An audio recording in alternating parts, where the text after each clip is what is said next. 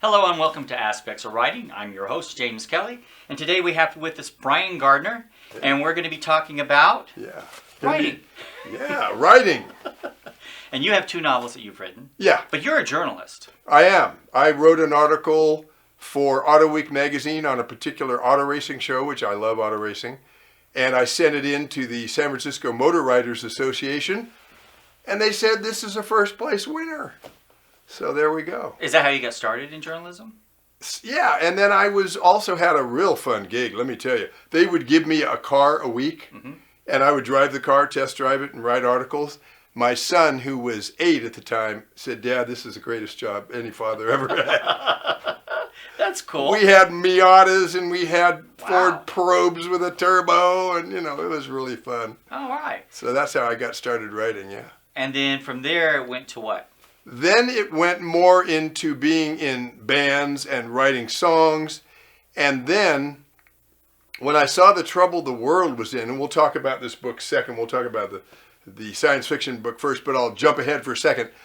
When I saw the trouble the world was in, I thought, well, maybe I'll go into politics. And when I took a look at my age coupled with the amount of money you need, like $50 million or more to be a U.S. senator, I said, I'm going to have to make promises to people who I will not want to do what they are telling me to do. So I said, I know what I'll do. I'll write a book, and then I can say what I want and feel that I'm still helping out. All of this, by the way, comes from my dad, who was a scout leader, who made us leave the campsite in better shape than what you found. Than when we found it. And so I was a rock and roll drummer. He said, he's not listening to anything I say. And that was in 1962. And I've transferred that over to try to help out this world and leave it in better shape. So, So which book do you want to talk about first? We'll talk about this one here, The Banished. It's a science fiction novelette, I guess you would call it. It's pretty short. And how did that come about? This came about because I'm a Star Trek fan, and I said, I'm just going to try to write a story about science fiction, because I had seen the Writers of the Future contest. I had been talking to other people. I was working on a local Star Trek production. And I said, let me try to write a story and see where it goes. I had so much fun, James, coming up with names, places, because this is not on Earth, let me tell you. Yes, futuristic. Futuristic. But it's really a human interest story. That's what I think. Why I think people that maybe I don't really like science fiction, they would read this and go, oh my gosh, it's people in their struggles to try to get a good government in place, people who've been banished to this lonely planet, realizing they shouldn't be there. How do we get back to where we're supposed to be? And, that kind of aspect to it. So how did this come about to you? You were just sitting there thinking about it one day? I write from dreams sometimes, so that's how a lot of mine come about. It wasn't from dreams, but I was writing script for the local Star Trek production, and that got me into, and some of the skits turned out, I said, gosh, that turned out pretty good. And I also enjoyed directing. But then when that kind of ended and people were doing something else, that kind of wrapped up, then I said, I want to write a science fiction story that's not a Star Trek story with Spock and Kirk and all that. I want new characters, new locations, but I know that a story has to have, you can't just say, the guy wanted to buy a boat, so he went down, paid the cash for the boat. That's not interesting. Right. The guy couldn't find the boat. He had to, there were thugs chasing him while he's trying to buy the boat, So I came up with an idea for there to be intrigue and stress and, is this going to work out okay? And it was just fun from beginning to end to write this. So you mentioned Star Trek. Yeah. You wrote for Star Trek. You're talking about the local production here at the Westgate? No, this was a local production of Star Trek fans. Okay. And it was really fun. I was in charge of props, and then I got in charge of writing some of the scripts, and then I got to play some of the characters. Okay. It was really fun. And then I got bitten by the directing. I haven't done any directing since, but I love directing. Okay. Oh my gosh, I just love it. Getting an actor. Well, how would you act if your ship was just blown up? Or how would you act if you're the captain? Not telling them what to say, but, as a director, drawing out from them. Yeah, if I was a captain, I wouldn't be like, hey guys, do whatever you want. Okay, let's get those bulkheads secured and let's get going, you know. Yeah. But you have to get an actor to come. Can I tell you one story? Sure. Oh my gosh, so funny. We had this guy who was so friendly. If you bumped into his car, he'd say, no problem, whatever. He was playing a part where he was mad because they weren't unloading his ship in time. Okay. And he goes, I'm really upset because you haven't unloaded my ship. Can you please hurry? I said, no, Colin, please. Give me more. It took 4 times. And finally, I said, think of the last time somebody really upset you. Take, action. And then he got mad enough. But as a director, I had to pull that out of him. That was so fun. Yeah. That's so interesting you say that because, we did a pilot, or we're working on a pilot for a script I wrote. Yeah. And there was a young lady who had never acted before in her life, okay? But she was a last-minute replacement. We needed someone. We needed a pretty girl. And it was a bedroom scene in the 1900s. And I have to tell you what was funny about that is that she only had one line. And the actor who was playing opposite her, you could tell there was chemistry there, okay? And they'd never met before, but you could tell there was some chemistry. Yeah. And she's supposed to be playing this lady who's nude in bed, and he's painting her nude. And she wakes up and sees he's painting her.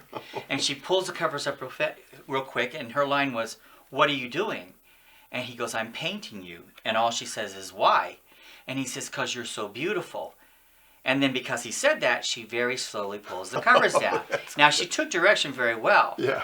But on the third take, just to see what the actor would do that she was playing against, he said, when she slowly was going to pull it down, he says, I'll give you £2. And that's when she starts to pull the covers down because she's going to get £2. Yeah. And she ad-libbed and said, I would have done it for $1. Oh, that's good. It was so funny. And it was so good. And he got so embarrassed, I thought, that's perfect. Yeah. Now, let me tell you another example. Back in the 80s, I was trying to be an actor. And I was lucky enough to get on the Unsolved Mysteries episode. People can watch this today on YouTube. I think Unsolved Mysteries is free. You may have to have some kind of a hookup. On YouTube, yeah. But what was interesting is it was the one where they escaped from Alcatraz. Okay. So I'm playing one of these criminals, right? And I kept asking the director, I said, aren't you going to give us some lines? He goes, no, I want you to do what you feel would be in the scene because you might do something that I hadn't thought of. Right. And I want it to look like we're filming the actual event, And I kept that in mind, and that's what I do with my fellow musicians, and that's what I did in directing. Well, how would you feel if you were a captain? Right, and that's the great thing because you get the people to play. They are immersed into that character. So how would that character react? You don't want a Sometimes robot. You do have to go off script, yeah. You don't want a robot. I'm doing what the director told me. You don't want that. No. We are talking about writing, so we're okay here, even though it got off base a little bit. Yeah. But, all right, so that's what your science fiction book's about. Yeah, and let me give people a little teaser. There is a planet called Plentus, which is where people have been banished to. And it's the age-old fight between the elders and the young people. The young people say, hey, we're not supposed to be here. And the elders say, oh, give it up. We've been here for years. You're not going to get off. What are you going to do? We don't even have rockets to fly off from the planet. But they're keeping up on it. On Raquel, which is where they were banished from, there is a change in the leadership. But the leadership in place does not want new leadership because they'll find out all these murky things they've been doing. And there's a twist in this story where you think the villains are going to win it all, but they don't. But wait till you read what happens that catch the villains. Oh my gosh. So it sounds like you had fun writing this. Oh my gosh. And then there's an epilogue because I list out the various characters and what happened to them. And that is a poignant part of it because people don't want to read a story and, gee, I wonder what happened to this guy, that guy, this girl. I actually tell what in the epilogue, years later, this, and it kind of wraps the story up. And that up actually nicely. sets it up for another book. It does too. Oh yeah, it does. Yeah. The Banished. Yeah. So what's the next book? Yeah, the next one here is the book that I wrote when I was speaking about earlier, when I wanted to help out, and I didn't want to go into politics because it's so rife with money and then owing people favors. So I decided to write a book, and I titled it Plan for America and the World. And I wanted to start off by just reading a quick little piece from the beginning of the book, which tells the purpose of the book: to educate, motivate, activate, bring up to a need for change, a demand for improvement, so that we see results and we never lose our freedoms and liberties.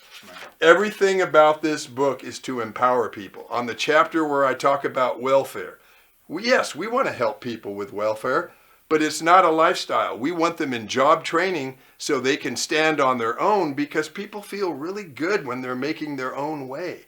And Absolutely. I want to live in a country where people are feeling good, because if you give and give and give to people, it starts to erode them from within, because I 100% they're not exchanging anything. Yeah. Yeah. Yeah, I actually started a charity years ago when I lived in Atlanta, Georgia in 1990.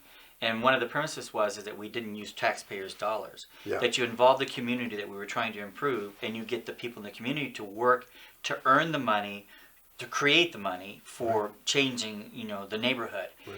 And I do believe that empowering them and making them feel good about they raised that money. Yeah. They weren't given that money, they raised that money. I know. You just give them the tools to help raise the money with. Right. And I do think that makes a huge difference. Well, the other thing I talk about in a book, in a chapter on prisoners, now I'm not saying a psychotic killer, or someone who has murdered people, but I'm saying somebody who did blue-collar crime. Why do we put them in jail, and now the taxpayer has to pay for their dental care, their food, their rent for 25 years? We have so many problems in this world. Let's take the ones that are not really dangerous and say, no, you're not going to jail. But look what you did. You ripped off all these people. Every weekend for the next 20 years, you're going to be doing community service work to make up for what you've done. Now that sends a message to people. Do I want to be doing community service work for 20 years? I don't think I'm going to, hit this 7-Eleven like I was planning. Well, and interesting what you say about that. And I know we're talking a little bit of politics here, but the prison system is a business. Yeah. I have someone who I work with. I helped write his book, and he is a lifer. He was accused and convicted of murdering someone. Okay. He isn't the one who actually murdered this person, but because he was a participant as far as being there, he got a life sentence. Wow. Now, he was a young kid, belonged to a gang in New York. Oh, boy. He was an immigrant, didn't know any better. And I do believe he's very remorseful for what happened. In fact, I know he is. Yeah. But unfortunately, he will spend his entire life in prison. He's constantly trying to get appeal. Right. But with the system the way it's set up, even though it can be proven he wasn't the one who murdered this person, right, which was originally what he was found guilty of, it's such a business that, first of all, these prisoners get moved around about every 6 or 7 years if you're a lifer. Right. And it's based on it's almost like bidding on a book. Like, I'll put it in my store for 40%, and I'll put it for 40%.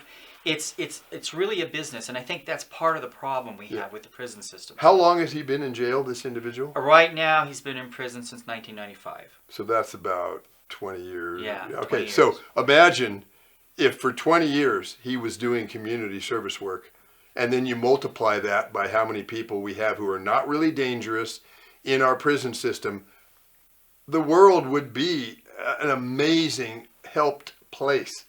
Right. And so would the individuals, you see. Absolutely. Yeah. Well, I do believe he should have done some time. And he does say that, too. Of course, because he did murder somebody. Even though he was a young kid, he wasn't of age yet, he still was there when this happened. So he himself will tell you, I deserve some of this. Yeah, and I think but to spend his entire life in prison, though, I do think we have to examine each person individually and see what's going on there. But anyway, that's why I like what you've written here, because it does help open up our eyes, see things in a different way, and just re-examine where we are in this society. Right. So, even with students, boy, I have a quite lengthy dissertation on what we should be teaching our young people, so that they are completely, fully functional. Now, I talk a lot about what I call, and others have called, the power elite. These small group of individuals that are trying to manipulate things for their own end. They're not political. They are control-based.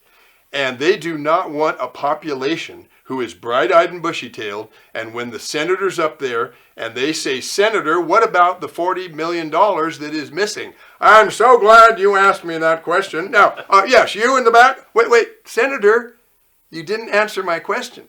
They do not want a population like that. They want, yeah, whatever, okay, fine, ask his question, then go ahead. No, I want a empowered, bright, I'm going to ask you this question till you answer it young people population, and that's what this book is all about. And I think you're seeing that more and more in the younger generation. Yeah, I'm very pleased. Yeah, I'm very pleased. Yeah. All right, so writing these books, what was that like for you? Because I know you're a journalist. You already shared how you wrote, about automobiles. Yeah. When you set out to do the novel, did you just sit down one day and say, this is what I'm going to do? How did you decide the format? On the novel, I just said, okay, I did do a little bit of an outline saying, okay, we got to have this plan. Okay, what if they were banished? Okay. And it kind of fell together that way. Now, the fun part for any writers who are watching, I have the young person on the banished planet, Perel Kelm. Mm-hmm. Now, I was going, Perel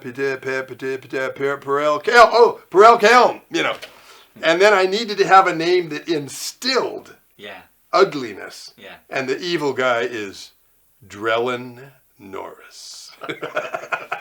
You say his name, that guy's bad news. I can tell, And then the person like Obi-Wan Kenobi is Sarah Mian Tabor. Okay. Has that lineage about it, And the young person who's trying to take over leadership on Raquel is Flaren Tesmerend. Okay. I like what you're doing because you're thinking ahead into the future. Yeah. Like futuristic names as opposed to what were common names we know today. Yeah, it had to be. And there's a couple things in there I wanted to share with you. I wanted to throw a few twists and turns. So the drink that many of them like is called a Smarsh Ale. Okay. And it only becomes carbonated once it goes into your body. Oh, okay. So you drink it like Phonatello instead of a phone. The doctors are called medicals. And Sarah Mian Tabor, who's a little bit highbrow, he only drinks ice from asteroids. Okay. Oh, okay. Very high in mineral content. And I had a lot of fun with that. And just sat there and wrote the story all the way through, went back again, and kind of carved out the names, and that's how I did that. It was more fun. This was quite interesting to know, well, what do I want to cover? What are the hot topics that will be hot topics in the next 5 or 10 years? So it was a whole different approach, Mm-hmm. It's interesting. When I first started writing, I thought, how am I going to come up with names for my characters?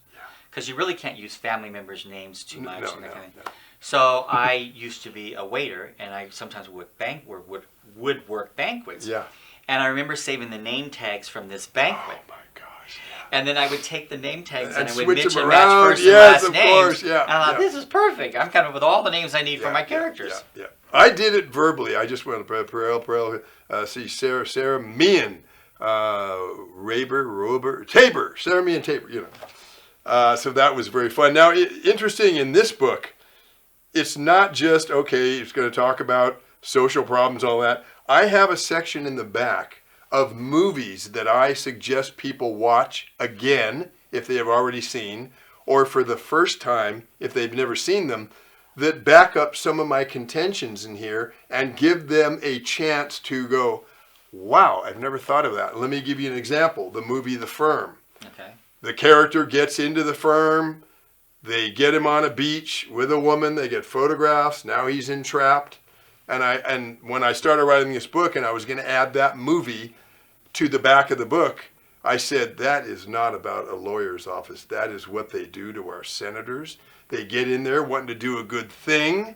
They get dirt on them, or they make up dirt on them. Now, okay, you're going to have to vote this way, Senator. Otherwise, we'll release File 621. Right.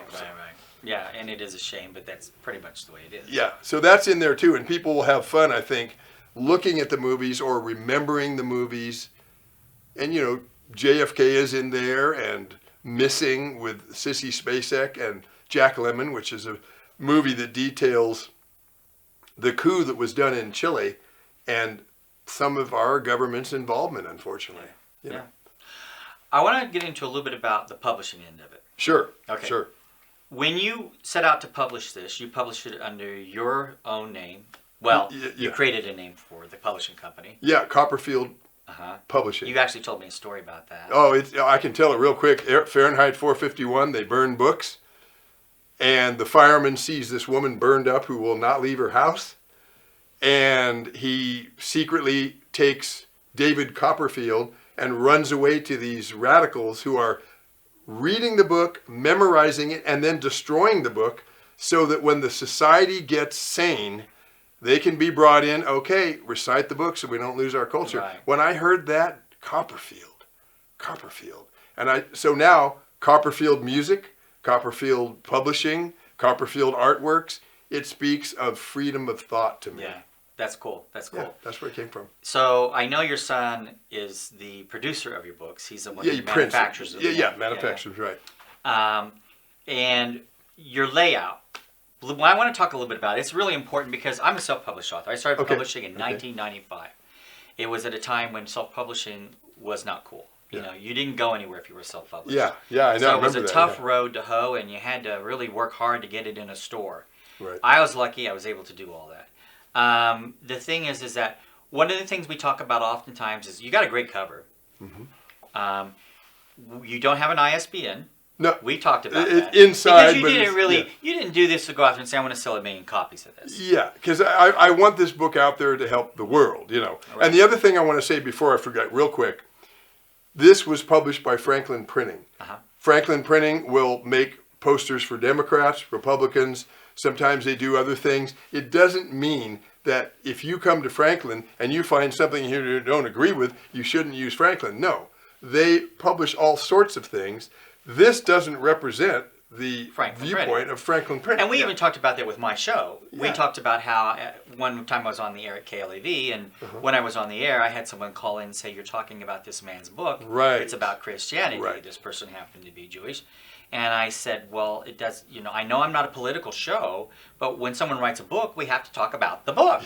And if that's what his book's about, what am I supposed to say? Yeah. You know, and I think that's what people don't understand. When we do something like your son's doing, he publishes anybody. If you have a book and you need to get it printed, call Franklin Printing and they will help you. Right. That's not what he is. He's not there to say this is wrong, that's right. No, he's not at all. Anyway, so I just wanted to and say that's that. important. And that is important. But one of the things I want to talk about is things you can do differently. Sure. And we've looked at both your books. Yeah. And one of the things is, I think this has commercial value. Okay. And other than just getting the copies from you. Yeah. So I would go ahead and get an ISBN, okay, which you can sign yourself up. And for the people that don't know, it goes right back here. In the back of the book, right? Yeah. And that's so you can get it in the stores. But also so it's easier to sell it online that way as well. Sure. Because you can go to multiple outlets then. Right. And you can go online to KDP Publishing, which is through Amazon, and they can assign one, or you can buy your own. The advantage you have of buying your own is you have complete control over your book. Right. Who buys it, where it's printed, and that kind of thing. Yeah. So I would recommend that for you. Okay. And that's done through Bowker. Okay. And it's BOWEKR. I'm going to get with you later and write all this stuff down. At my age, I'm not going to remember. Yeah. So, and then you can do what's called My Identifiers through them, and then you're set. And you really, all you have to do is add that to your book. Yeah. You're And then you mentioned a couple of interesting things. I don't know if they can see this, but, just moving that over a little bit so it's not so close. Yeah. Right. Because, yeah. So that's an easy fix, too. Yeah. For the most part, that's done right. The other book we were talking about, which is a great book, is The Print's Too Small. Yes. And that's and you even admitted that. Yeah, because my son said, hey, let's just do a limited number of these. Let's knock it out. You're just going to do them to hand out. Yeah, exactly. But if you can see that, yes, it needs to be bigger. Yeah. You always have to be careful about that. Yeah. Because in today's society, especially like someone with me with eyesight problems, the bigger the print, the better. Yeah. So, that's a key thing to keep in mind. And that book also doesn't have an ISBN. But once you become an established publisher, you'll always have that prefix as a publisher to create an ISBN for each one of your books. So those are key things. Yeah. Anyway, I just wanted to point that out because we talked about a mutual friend who started off on my radio show, first show ever.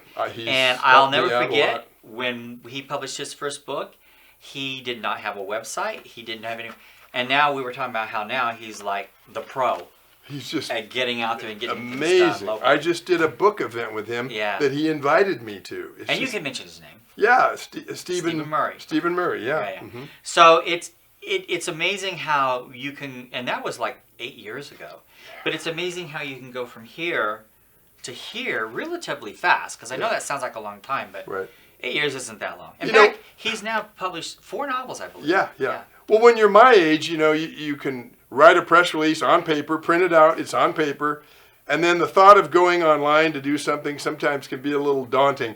Don't let it be. Listen to what this gentleman is saying. I did want to mention one thing. I do have a bookmark for the book, and on the back are several organizations that help out with study, with drug detox, mental health.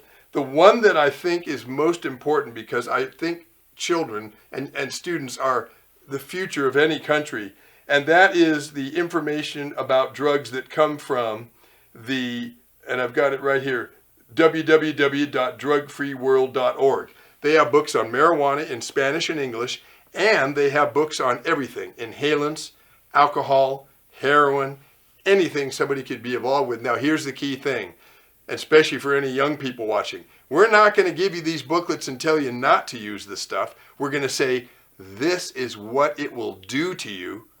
Now you decide. And I think Or that's it's just like alcohol. Yeah. Learn how to use it in moderation. Yes, of course. Yeah.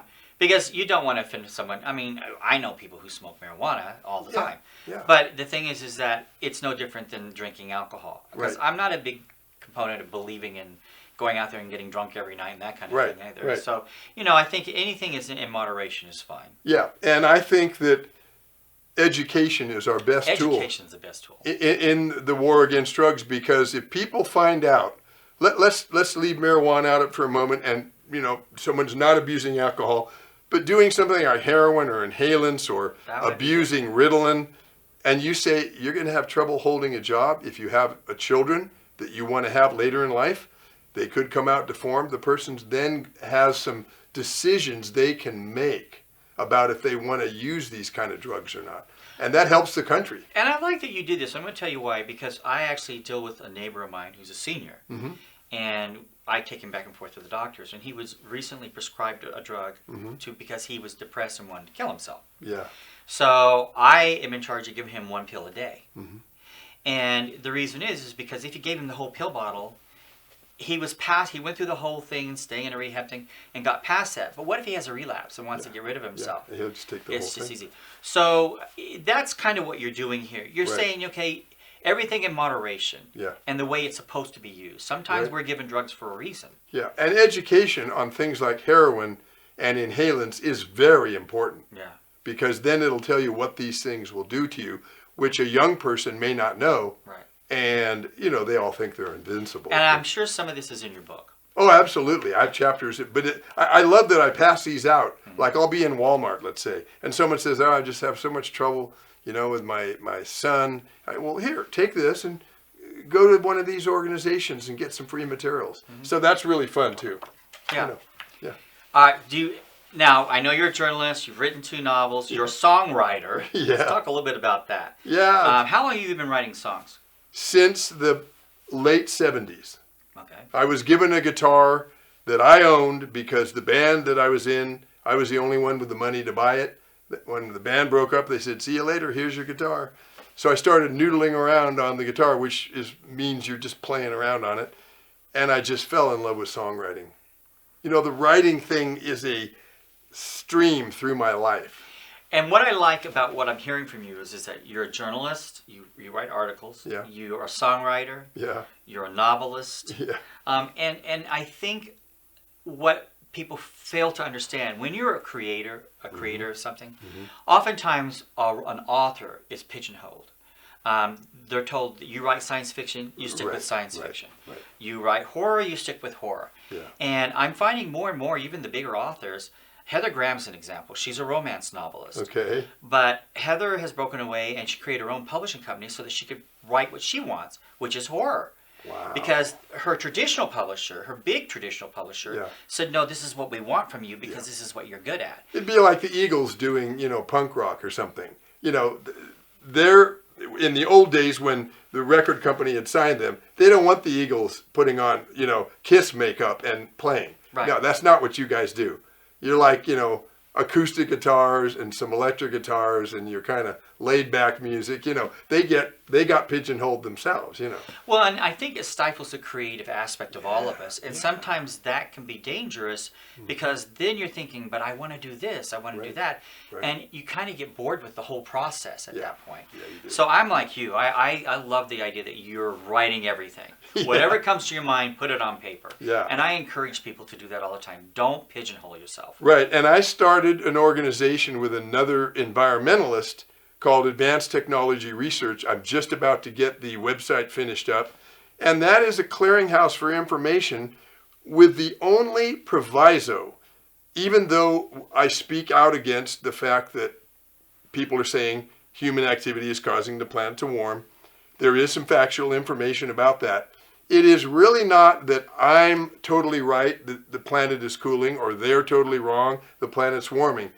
We have 6 billion people counting on us to get it right. And so I like, in the marketplace, if you go to a vegetable stand, do you just want carrots? Come on, you want to have everything there so you can make a choice. Exactly. Yeah, we're going to be talking on another show about your global warming and all that stuff. All right, so thank you so much, Brian, for being on. Oh my gosh, thank you for having me on. today. And please get a hold of the book wherever you can. And I believe that the responsibility for the condition of this world is always up to us to some degree. So is there a website they can write to you to get the book right now, until we get you published officially? Yeah. They can go to planforamericaandtheworld.org. Okay.